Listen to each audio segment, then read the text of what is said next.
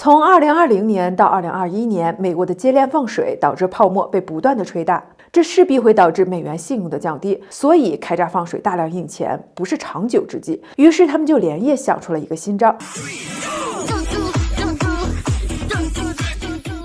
那这期视频我们就来聊一聊：第一，钞票为啥不能一直印？债券为啥不能一直发？第二，债发多了该咋办？有什么新招来应对？第三，我们如何见招拆招呢？咱们先来说第一个问题，钞票为啥不能一直印？债券为啥不能一直发？美联储通过开闸放水发行基础货币来购买美债的这种方式，将泡沫转移给全球。一般来讲，美国 GDP 的30%左右是税收，它目前 GDP 规模超过了20万亿美元，我们就以20万亿美元来算，大体对应着6万亿美元的税收，其中60%是联邦政府税，约3.6万亿美元。而税收作为政府的主要财政收入，对应着政府的债务，或者说对应着美联储货币发行的信用基础。所以对于发美债和印钞票这个事儿是不可能无节制的，一般要遵循3个原则。第一个是债务余额，就是当时历年累计发行量减去当时偿还的总量，这个数值不能超过 GDP 的70%的这条线，因为这条线被称为国民经济安全线。第二个是，如果债务余额一旦超过了100%，就要严格限制发债，因为100%的这条线又被称为重大金融危机的警戒线。第三个是，如果债务余额一旦超过美国 GDP 的150%，美债发行就会陷入困境，美元就会发生严重的信用危机。咱们来算一笔账，美国一年的税收占 GDP 的30%，按照分税制，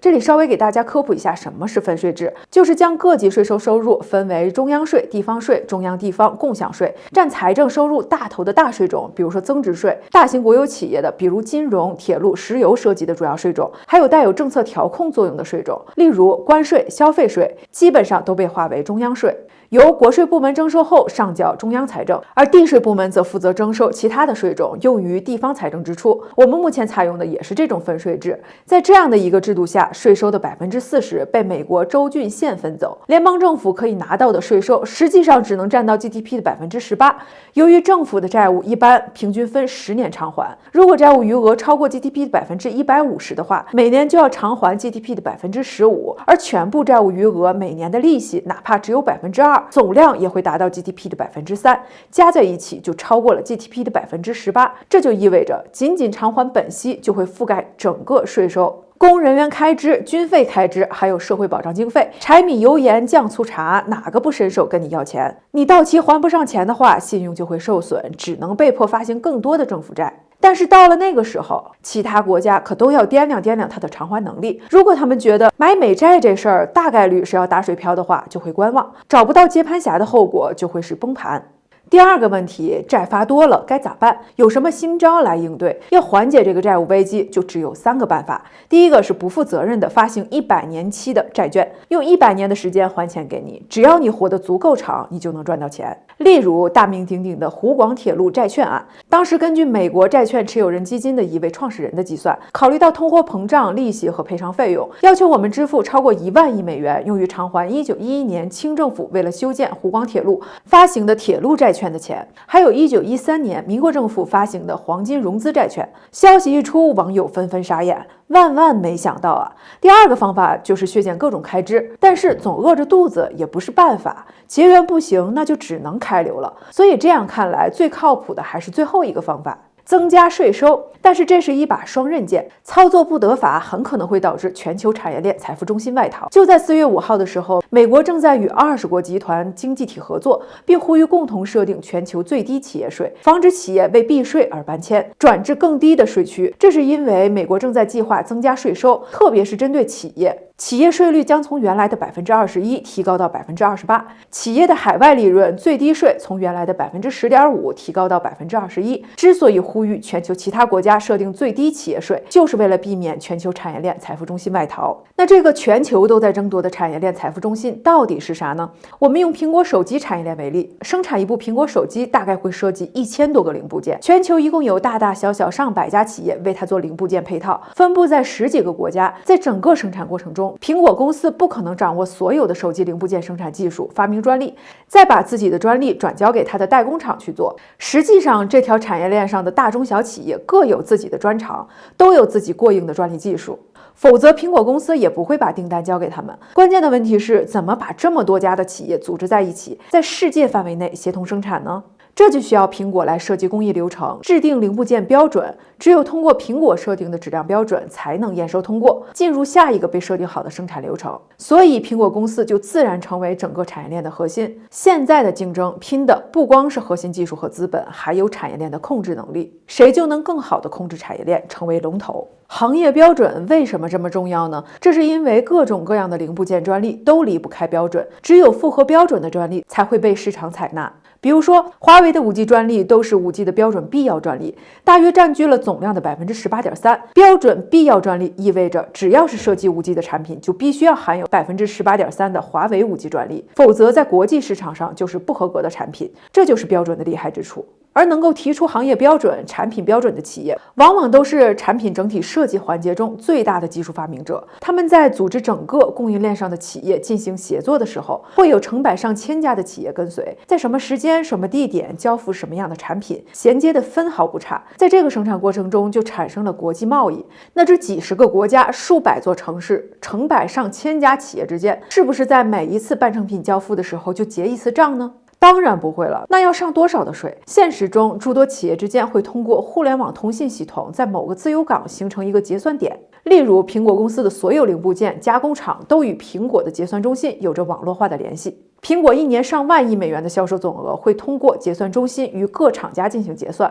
而结算点选择地往往是某个自由港。跨国公司之所以会选择在自由港进行结算，主要有3个原因。首先，方便外汇交易。跨国公司的结算对象分布在全球不同的国家，使用的结算货币各不相同。外汇交易往往采用离岸交易，很多离岸中心恰好设置在自由港。其次，降低交易成本。自由港的税率一般只有15%，甚至低到12.5%，能够明显的降低结算税费。而且自由港往往聚集着高层次的金融会计和精算人才，能够更好的提供结算服务。比较著名的自由港有开曼群岛、香港、澳门、百慕达群岛等等。所以网上很多自媒体都说海南会取代香港，这种说法显然不太现实。在香港的境外企业可以将外币兑换成港币，再由港币兑换成人民币，而香港一直实行港元发行与美元挂钩的联系汇率制度。发钞银行在发行任何数量的港币时，必须按照7.8港元对1美元的汇率向金管局交出美元，计入外汇基金账目，领取了负债证明书后才可以印钞。正是这样的机制，货币才可以进行自由的兑换。所以香港主要担任的是金融自由港的角色，而海南主要担任的是贸易自由港的角色。如果一旦美国将企业的税率从原来的21%提高到28%，美国企业的海外利润从原来的10.5%提高到21%，无疑会使得一些像苹果一样拥有产业链控制能力、充当着结算中心的企业将注册地迁往企业税收较低的国家，或者其他税率更有吸引力的自由港去。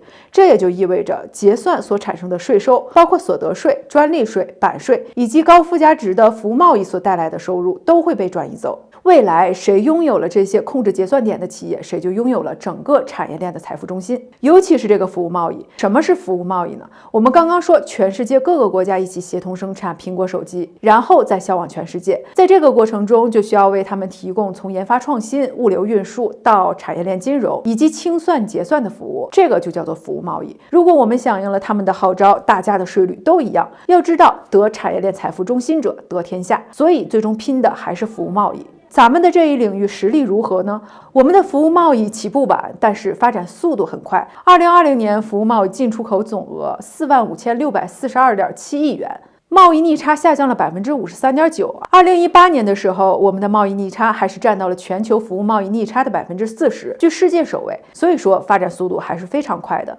贸易逆差意味着我们在做这个买卖的时候是亏钱的。为啥亏钱呢？其中有一个非常重要的原因是我们有一个非常薄弱的环节，就是我们对互联网的访问指标很低。所谓的互联网经济是由4个指标构成的，第一个是流量，就是互联网上流动信息的总量。第二个是注册在互联网上的客户的总量，第三个是使用宽带付费的量，第四个是在互联网上进行各种访问和搜索的量。这就是我们刚刚提到的互联网访问指标。在这4个指标中，我们在流量方面是绝对的霸主，每个人的手机都连接着互联网。我们也是在发展中国家里宽带消费量最大的，但是我们的互联网经济仅排名第3位，美国第1，英国第2，而英国的量才是美国的各种的量的50%。差距在哪儿呢？就是因为第4个互联网访问指标太低了，还没有俄俄罗斯的高，这会导致什么问题呢？由于许多跨国公司在中国有巨大的产业基础，需要搞研发，但是它的研发中心往往还是要放在国外。在中国，它如果要研究，就需要访问它的数据库，找到全世界这个行业、这种技术的资料。